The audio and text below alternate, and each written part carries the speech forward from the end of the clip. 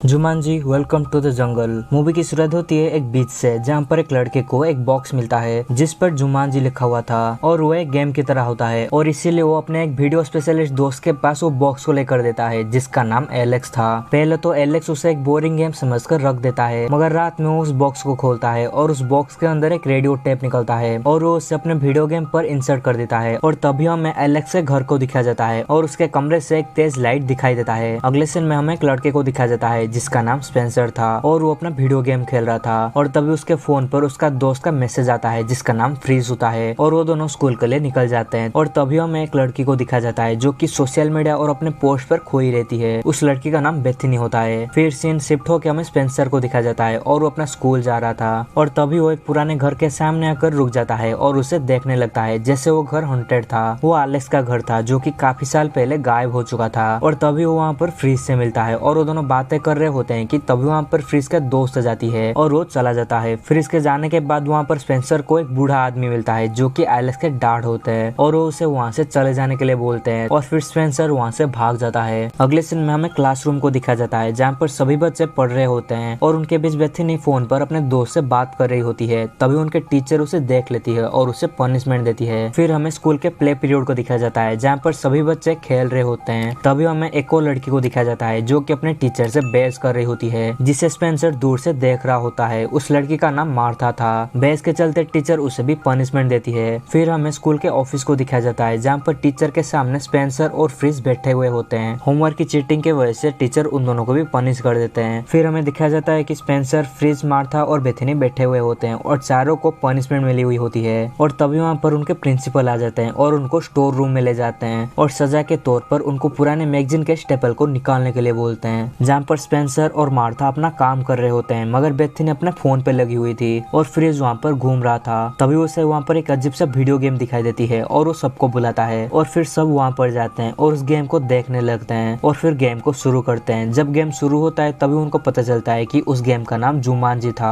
फिर उनको कैरेक्टर चुनने का ऑप्शन आता है जिसमें 5 कैरेक्टर थे पर उनमें से एक कैरेक्टर पहले से ही सिलेक्ट हो चुका था और फिर सब अपना कैरेक्टर बारी बारी से चुनते हैं। फ्रीज चुनता है फ्रैंकलिन मूस फिनवार जो कि एक जियोलॉजी एक्सपर्ट था। स्पेंसर चुनता है डॉक्टर स्मोल्डर ब्रेवस्टोन जो कि एक आर्कियोलॉजिस्ट थे। बेथनी चुनती है प्रोफेसर सेली ओब्रोन जो कि एक पैलेंटोलॉजिस्ट था। मार्था चुनती है रूबी राउंडहाउस जो कि एक किलरमैन थी। फिर वो गेम शुरू करते हैं। जब वो गेम को शुरू करते हैं तभी हमें वो लाइट फिर से दिखाई देती है जो कि एलेक्स के कमरे में दिखाई दी थी और फिर वो सब गेम में चले जाते हैं। अगले सीन में हमें दिखाया जाता है कि वो सब गेम के अंदर होते हैं और एक जंगल में थे और वो सब अपने अपने कैरेक्टर में होते हैं और फिर वो एक दूसरे को पहचानने लगते हैं और सबके हाथ में 3 टाटू जैसे लाइन होते हैं। बेथनी अपना चेहरा देखने के लिए पानी के पास जाती है और तभी उसे एक हिप्पो आकर निगल लेता है और फिर वो आसमान से नीचे गिरती है। जब बेथनी वापस आती है तभी वो वहाँ से भागने लगते हैं और तभी वहाँ पर उनका गाइड आ जाता है और उनको गेम समझाता है। वो ब्रेवस्टोन को बोलते हैं कि उनका पुराना दोस्त और जुमांजी का दुश्मन प्रोफेसर रसल जुमांजी को घूमने के लिए आए हुए थे और वो जुमांजी के डायमंड को भी देखने के लिए आए हुए होते हैं जो कि बहुत ही ताकतवर था। वो सब उस डायमंड को देखते हैं और उसे वहाँ से निकाल लेते हैं जिससे जुमांजी श्रापित हो जाता है। जब रसल सो रहा होता है तभी वो गाइड डायमंड को चुरा कर वहाँ से भाग जाता है और फिर वो डायमंड को उनको दे देता है और बोलता है कि उनको वो डायमंड को वापस से उस जगह पर लगाना होगा। इतना बोल के वो उनको एक जगह पर छोड़ देता है और उनको एक नक्शा देता है और उनको बाजार जाकर मिसिंग पीस को ढूंढने के लिए बोलता है मगर किसी को भी गाइड की बात समझ में नहीं आती है और फिर सब नक्शा देखने की कोशिश करते हैं मगर सिर्फ नक्शा बेथनी को दिखाई देता है क्योंकि ये उसके कैरेक्टर का काम था। तभी उन सबको अपने ताकत और कमजोरी के बारे में पता चलती है और तभी वो सब मैप देख रहे होते हैं कि उनको पता चलता है कि हिप्पो वाला गेम का पहला लेवल था और वो अभी गेम के 2nd लेवल में है और इतने में बाइक में कुछ लोग आकर उन पर हमला कर देते हैं और उनसे बचते हुए जंगल के अंदर चले जाते हैं। भागते भागते वो एक झरने के पास पहुंच जाते हैं और वहां से कूद जाते हैं। बाइक वाले जो कि उनका पीछा करे थे वो वापस चले जाते हैं। जब सब पानी से बाहर आते हैं तभी मार्था को गोली लगी हुई थी और वो गायब हो जाती है मगर बेथनी की तरह वो वापस से आसमान से गिरती है। जब स्पेंसर मार्था के हाथ को देखता है तो उसके हाथ में सिर्फ 2 लाइन मौजूद थे जो देखकर स्पेंसर सबको बोलता है कि उनके पास सिर्फ 3 लाइफ लाइन है जिसमें मार्था और बेथनी अपना एक लाइफ गवा चुके हैं और कोई अपना 3 लाइफ गवा देगा तो वो सच में मारे जाएगा। फिर हमें दिखाया जाता है कि सभी एक ऊंचे से पहाड़ को पार कर रहे होते हैं। तभी स्पेंसर और फ्रीज के बीच में लड़ाई हो जाती है और फ्रीज स्पेंसर को पहाड़ से धक्का दे देता है जिसकी वजह से स्पेंसर को अपनी एक लाइफ गवानी पड़ती है। अगले सीन में हमें दिखाया जाता है कि सब बाजार में पहुंच चुके होते हैं और तभी वहाँ पर फ्रीज गलती से केक खा लेता है जो कि उसकी कमजोरी थी और इसीलिए वो अभी अपना एक लाइफ खो देता है। वो सब बाजार में थे कि उनके पास एक लड़की आती है और उनको एक कमरे में ले जाती है जहाँ पर एक कटोरी में कुछ रखा हुआ होता है। वो लड़की उनको बोलती है कि उस कटोरी में मिसिंग पीस है। ये बोलकर वो वहाँ से चली जाती है, मगर उस कटोरी में एक सांप भी था। वो जैसे तैसे करके वो मिसिंग पीस को बाहर निकालते हैं और सब देखते हैं कि उसमें एक हाथी का स्टेचू था और एक पेपर था जिसमें लिखा हुआ था कि जब तुम मुझे देखो तो चढ़ाई शुरू करो। और तभी वहाँ पर प्रोफेसर रसल के आदमी आ जाते हैं और उन पर हमला करने लगते हैं। थोड़ी लड़ाई करने के बाद वहाँ पर एक आदमी आकर उनको बचा लेता है। वो एक स्टूडेंट से जा रहे होते हैं कि तभी वो आदमी बताता है कि वो भी एक गेम का कैरेक्टर है जिसका नाम सीप्लेन मैकडोना है, जो कि एक पायलट था। फिर उनको वहाँ से निकालकर अपने घर में ले आता है और वो अपना रियल नेम बताता है जो कि था एलेक्स। फिर वो बताता है कि वो इस गेम में कुछ महीनों से फंसा हुआ है और वो बोलता है कि वो गेम के नेक्स्ट लेवल को पार नहीं कर पा रहा है, जो कि ट्रांसपोर्टेशन शेड होता है। वो अपना 2 लाइफ गवा चुका है, इसलिए वो कोशिश भी नहीं करता है। फिर सबको समझ में आता है कि एलेक्स ही उनका मिसिंग पीस होता है जिसको बाजार में ढूंढना होता है। फिर सब मिलकर नेक्स्ट लेवल को पार करने के लिए ट्रांसपोर्टेशन शेड में चले आते हैं। वहाँ पर हमें पता चलता है कि पहले जो एलेक्स गायब हुआ था और ये एलेक्स दोनों ही एक आदमी थे और एलेक्स 20 साल से इस गेम में फंसा हुआ था। फिर वो सब प्लेन चुराते हैं और वहाँ से उड़ जाते हैं और तभी वहाँ पर बाइक में प्रोफेसर रसल के आदमी उन पर हमला कर देते हैं और उनका हेलीकॉप्टर का पंख का कनेक्टर टूट जाता है जिससे हेलीकॉप्टर ऊपर नहीं जा पाता है और उनके पीछे बहुत सारे राइनो पड़ जाते हैं। फिर स्पेंसर हेलीकॉप्टर के कनेक्टर को ठीक कर देता है और वो सब ऊपर चले जाते हैं। तभी हम देखते हैं कि फ्रिज के बैग से वो डायमंड नीचे गिर जाता है और इसीलिए सब वापस आते हैं और फिर वो सब देखते हैं कि डायमंड के पास सभी राइनो चक्कर काट रहे होते हैं। तभी स्पेंसर फ्रिज को नीचे ढका लेता है और फ्रिज डायमंड को पकड़ लेता है, मगर सारे राइनो उसे कुचल लेते हैं और वो अपना एक लाइफ गवा देता है। जब वो फिर से आसमान से गिरता है तो स्पेंसर उसे हेलीकॉप्टर से कैच कर लेता है और वो सब अपने मंजिल में पहुंच जाते हैं। मगर तभी एलेक्स को एक मच्छर काट लेता है जो कि उसकी कमजोरी थी और वो मर रहा होता है। तभी बेथनी अपना एक लाइफ देकर उसे बचा लेती है। अगले सीन में हमें दिखाया जाता है कि स्पेंसर और मार्था एक दूसरे से बात कर रहे होते हैं और तभी हमें पता चलता है कि वो एक दूसरे को पसंद करते हैं और ये बात वो एक दूसरे को कहने लगते हैं। और तभी वहाँ पर फ्रीज आ जाता है और उनको बोलता है कि उनको जागुआर का स्टेचू मिल गया है जो कि अगला लेवल था और वो सब स्टेचू की तरफ बढ़ने लगते हैं। बीच रास्ते में उनको एक हाथी का स्टेचू दिखाई देता है और तभी स्पेंसर पेड़ पर चढ़ जाता है और वो नीचे गिर जाता है और इसी तरह वो अपने एक और लाइफ भी खो देता है। फिर वहाँ पर प्रोफेसर रसल के आदमी आ जाते हैं और उन पर हमला कर देते हैं। वो उन सबसे बचकर स्टेचू के पास पहुंच जाते हैं। स्पेंसर स्टेचू के ऊपर बाइक से चढ़ जाता है और डायमंड मार्था के पास होता है और वो सांपों से घिरी हुई होती है। वो जानबूझकर अपने पैर से एक सांप को कुचल लेती है जिससे वो सांप उसको काट लेता है, इसलिए वो अपना एक लाइफ खो देती है क्योंकि जहर उसकी कमजोरी थी। वो जब वापस से आसमान से गिरती है तभी वो स्पेंसर को डायमंड दे देती है जो कि रस्सी से लटक कर उस डायमंड को ले जाता है और उसे अपने जगह पर लगा देता है, मगर वहाँ पर कुछ भी नहीं होता है। तभी सबको पता चलता है कि सबको गेम का नाम लेना होगा, इसलिए सब जोर से जुमांजी चलाते हैं और फिर जुमांजी श्राप से मुक्ति पा जाता है। अगले सीन में हमें गाइड को दिखा जाता है जो कि सबको वापस अपनी जगह पर पहुंचा देता है। फिर हमें दिखाया जाता है कि सब गेम से बाहर आ जाते हैं और स्कूल में होते हैं और जब वो स्कूल से वापस आते हैं तभी वो देखते हैं कि जो घर पहले हॉन्टेड था वो वैसा नहीं था और वो अब नॉर्मल घर जैसा था।